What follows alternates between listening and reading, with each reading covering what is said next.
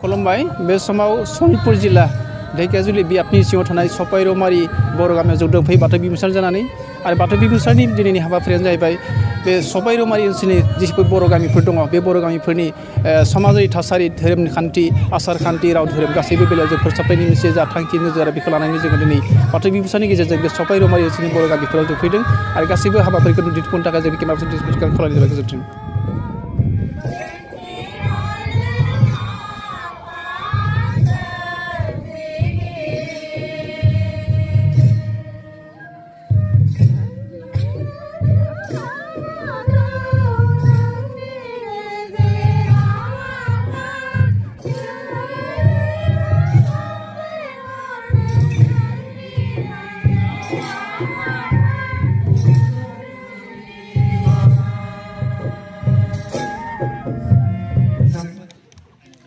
Omra Mohanto, Vitamini Katakami Children. As you need a borrow of this one, you borrow Senari Leo, Nutamana Gasega, Anna, Koda Haren, Serpameta Honda. And if you got Tula, I had to tell you the Nalaga Sinoma. I had it. Rondita Motomotari. आं बाथौ बिबुंसार जानानै जुगामिरानि दैमारि दिनैनि बे हाबाफारियावहाय बयखौबो बे बाथौ बिबुंसारावहाय बयखौबो मदद होगोन होननानै आं आसा खालामबाय दा बे समाव आं बिनानावफोरखौ सोंनो होननानै आखायाव लादो बिनानाव नोंथांमोना दा बे समाव मा खालामनो होननानै सानदो मोसानो मा मेथाइजों मोसागोन बारदै सिख्ला दे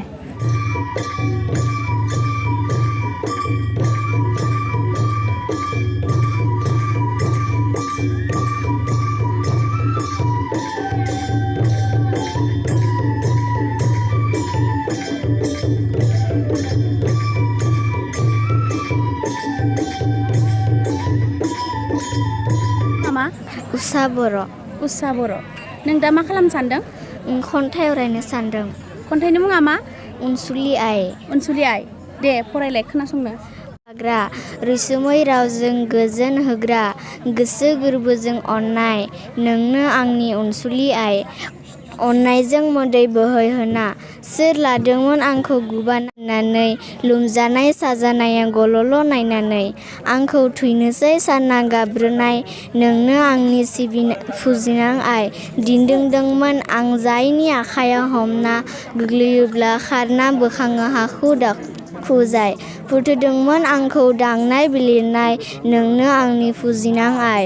आंखौ अनो जाय हाजासे बिखौ आं बावनो बोरै जिउ थाजासे अननाय सिबिनाय बांथों आंनि अब्लासो हमनो हागोन आथें नोंनि खुलुमबाय लिरगिरिनि मुङा मामोन लिरगिरि आनन्द चन्द्र आगरवाला उनाव खन्थाइ फरायनायाथ' जोबोद मोजां जाबाय हो नानि ओमफ्राय उनाव नोङो मा जानो सानदों डक्टर जायोब्ला नोंस्रा मामा बाबाया नोंखौ सोलोंथाइ लानायाव फरायनाय समाव माबायदि खाबु होयो माने थिनो ना नोंथांनि मुङा मामोन सिगांग्रो आंनि मुङा बिबासिराम जावलिया नोंथाङा दा मा खालामनो सानदों आङो दा खुगा मेथाइ खननानै खोन्थानो नागिरदों फिसाफोरनो गोदान बोसोरजों गोरोबनानै जिहेतुके जों बर' हारि आरो आङो नर्थ ढेकियाजुलि नर्थ बेलस्रि नर्थ हुग्राजुलिनि बै हा गोदानखौ खुलिजोबनाय आरो राननानै होग्रा आबादारि आफादनि आंनो प्रेसिडेन्ट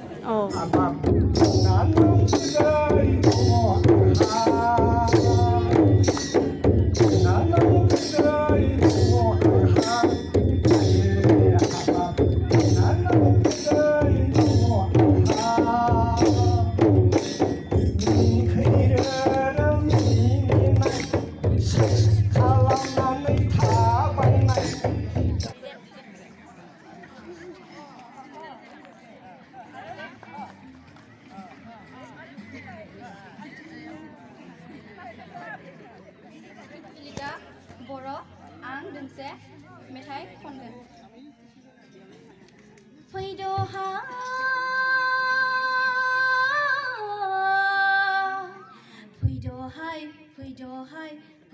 लोगोफोर फैदो लोगोफोर बोथोर गोदाननि अखा गोदानजों जोंलाय रंजानि लोगो दिनै बागुरुम बागुरुम मोसानानै बागुरुम बागुरुम मोसानानै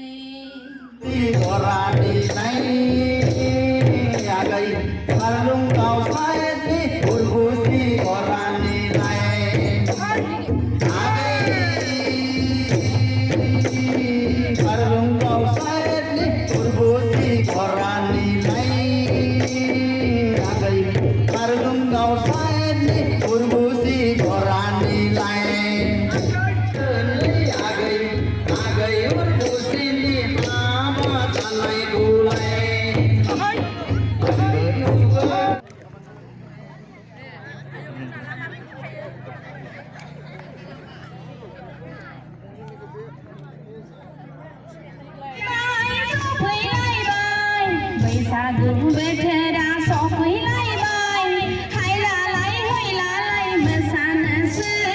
हायलालाय हैलालाय मोसानोसै बोसोर गोजामा थांलायबाय बोसोर गोदाना फैलायबाय बोसोर गोजामा थांलायबाय बोसोर गोदाना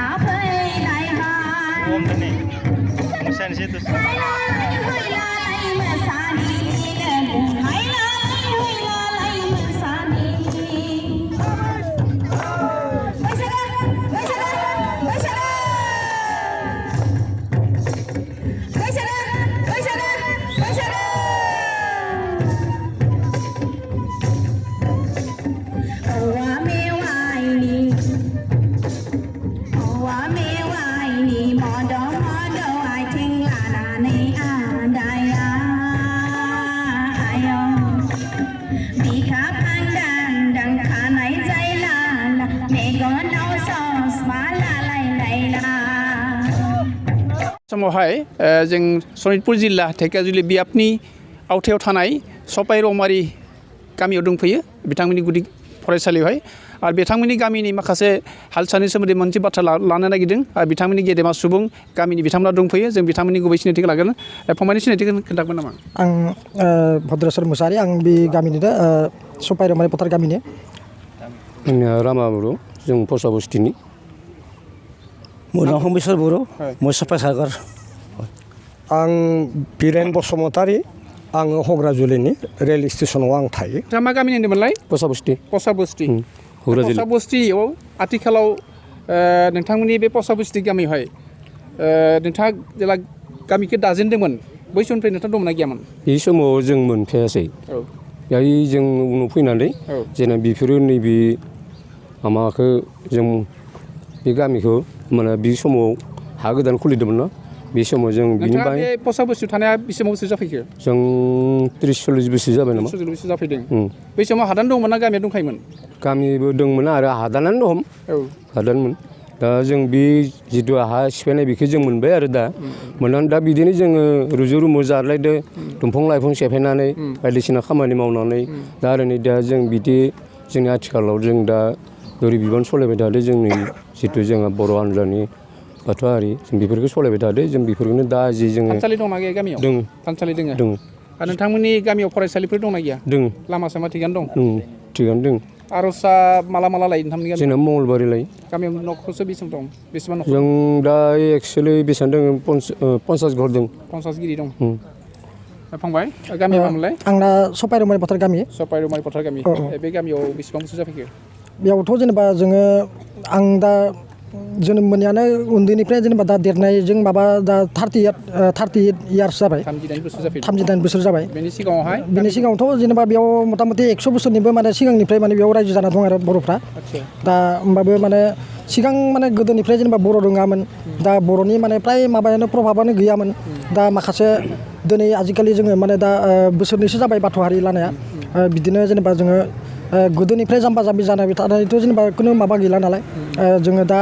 ओरैनो संकैया धर्म जों लाबाय थादोंमोन आरो जेनेबा जोंबो थाङै थुङै दा बुजिनो हानाय जाबाय गोरों जाबाय नङा होमबा थिग बिदिनो जेनेबा बोसोरनैसो जाबाय जोङो बाथौ गायसननाया दा बिदिनो जेनेबा बयबो लैहोर लैहोर फैगासिनो दं आरो फैबावगोन बिदिनो जाहाथे आरो अराय सम जेनेबा रायजोफ्रा बिदिनो ग्रोम ग्रोम फैयो बेखौनो आं खावलायबाय आरो लोगोसे जोंना माने स्कुलाबो माने स्कुला सरकारिबाबो माने बर' मिडियाम स्कुल होमबाबो बेयाव माने मास्टार मोजां गैया बिनि थाखायनो जेनेबा जोंबो गथ' गथायफोरखौ जेनेबा इंलिस मिडियाम हयथ' सोरबा माबा संकरदेबाव होयो थिग बिदिनो माने बुहुत माने जेंना जेंसिया दङ आरो जेनेबा बिनिखायनो मास्टार मोजां होबा जेनेबा जोंबो बिनिफ्राय जेनेबा गथ'फोरखौ जेनेबा साइडआव होआमोन इंलिस मिडियाम संकरिया स्कुल इफोराव जेनेबा होआमोन आरो जेनेबा बिनिखायनो मास्टार मोजां माने बेयाव सायख'ना होबा माने मोजां जागौमोन आं बेखौनो आशा खालामबाय फरायसालिनि फोरोंगिरिनि जेंना दं नङा जेंना दङ साबायखৰ আপোনাৰ পৰা দুখামান কথা জানিব বিচাৰিছোঁ আপোনাৰ গাঁওখনৰ নাম প্ৰথমতে চপাই ঝাৰগাঁও চপাই ঝাৰগাঁও আপোনাৰ চপাই ঝাৰগাঁৱত কেইখনমান ঘৰ আছে পৰিয়াল আমি 80 ঘৰ আছোঁ 80 ঘৰ আছে আপোনাক যদি মই সোধোঁ আপোনাৰ প্ৰকৃত মানে হেৰি চিনাকি আপুনি কি ক'ব আপোনাৰ চিনাকি মই মোৰ চিনাকি হিচাপে মই বড়ো হিচাপে মই বাথৌ ধৰ্মীয় লোক হয় বাথৌ ধৰ্মীয় হয় আপুনি প্ৰতি মঙ্গলবাৰে আৰচত থাকে থাকোঁ বাথৌ ধৰ্মৰ সকলো অনুষ্ঠানত আপুনি অংশগ্ৰহণ কৰে হয় কৰোঁ হয় আপোনাক যদি সোধোঁ বড়োসকলৰ মাতৃভাষা কি আপুনি কি ক'ব আমিতো এনেই দেৱনাগৰী বুলি কয় এনে হয় বড়ো ভাষা হয় বড়ো ভাষাই হয় বড়ো ভাষাটো ক'বলৈ কাৰণে আপোনালোকে আৰু কিমান দিন লাগিব মানে আমাৰ প্ৰায়খিনি জানে আমি ধৰ আমাৰ যিখিনি আগত আমাৰ এনেকুৱা এটা সমস্যা হৈ গ'ল আগৰ আমাৰ দেউতাসকলে আমাৰ শংকৰীয়া ধৰ্ম লৈছিল বৈষ্ণৱ ধৰ্ম লৈছিল সেই লৈ থাকোঁতে আমাৰ পৰা আমি এইটো চৰ্চাটো অসমীয়া ভাষাতে চৰ্চাটো হৈ গ'ল আৰু আমি স্কুলত যোৱাটো অসমীয়াই পঢ়িছিলোঁ তাৰ পৰা আমাৰ নিজৰ ভাষাটো হেৰাই গ'ল হেৰাই যোৱাৰ পিছত এতিয়া নতুনকৈ আৰু শিকিবলৈ আমাৰ বহুত টান হৈছে ল'ৰা ছোৱালী আমাৰ ভাষাটো এনেকুৱা হেৰাই গ'ল মানে সদায় কীৰ্তন গাওঁতে নাম গাওঁতে অসমীয়া গান গাওঁতে হেৰাই গ'ল আমাৰ এতিয়া যিহেতুকে আপোনালোকে বাথৌ আৰচৰ ধৰ্মীয় অনুষ্ঠানবিলাক সহযোগ থাকে বা অংশগ্ৰহণ কৰে তাত হয়তো বড়ো ভাষাৰে আৰচ আপোনালোকে গোৱা হয় সেই ক্ষেত্ৰত আপোনালোকে আৰজৰ যিবিলাক লিখা থাকে সকলো বড়ো ভাষাত থাকে হয় নে নহয় বড়ো ভাষাৰ যিটো দাম যিবিলাক খাম চিফুং জোতা সেইবিলাক বাদ্যযন্ত্ৰ ব্যৱহাৰ কৰে কিন্তু আপোনালোকে ভাষাটো ক'বলৈ কিয় শিকা নাই বাৰু স্পষ্ট হিচাপে নাজানো ধৰ কোৱা অভ্যাসটো কৰিব লাগিব নিশ্চয় যদি আপোনালোক নিজে ভাষাটো নাজানে আপুনি প্ৰজন্মসকলক কেনেকৈ শিকাব সেইটোতো হয় আমাৰ বিশেষ এটা সমস্যা আহিল আমি আমাৰ দিনতে আমি চেষ্টা কৰিছিলোঁ এখন বড়ো মিডিয়াম স্কুল কিন্তু আমাৰ সমস্যা আমাৰ চৰকাৰে আমাৰ সিমানখিনি সুবিধা নিদিয়ে কাৰণে আমি গাঁৱলীয়া মানুহ চলাব নোৱাৰিলোঁ মানে ভাষা ক'বলৈতো স্কুল নালাগে ভাষাটো হ'লেও স্কুলখন নহ'লে আৰু ভাষা শিকোঁতে আমাৰ টান হয় মই এতিয়াও চৰ্চা কৰিছোঁ মানুহৰ লগত মই কিতাপ চাই যিমানখিনি জানো কিন্তু এনেই শিকিবলৈ বিৰাট টান পাওঁ এতিয়া ভাষা শিকিবলৈ আপোনাৰ চেষ্টা কৰিছে হয় কৰিছোঁ অলপ বেছি নহয় আৰু আপোনাৰ গাঁওখনৰ সকলো মানে যিসকল শিশু ছাত্ৰ ছাত্ৰী আছে গাঁৱৰ সকলো আছে তেওঁলোকক ভাষা শিকাৰ প্ৰচেষ্টা আপোনালোকে কৰিছে নাই বাৰু সেইটো আমাৰ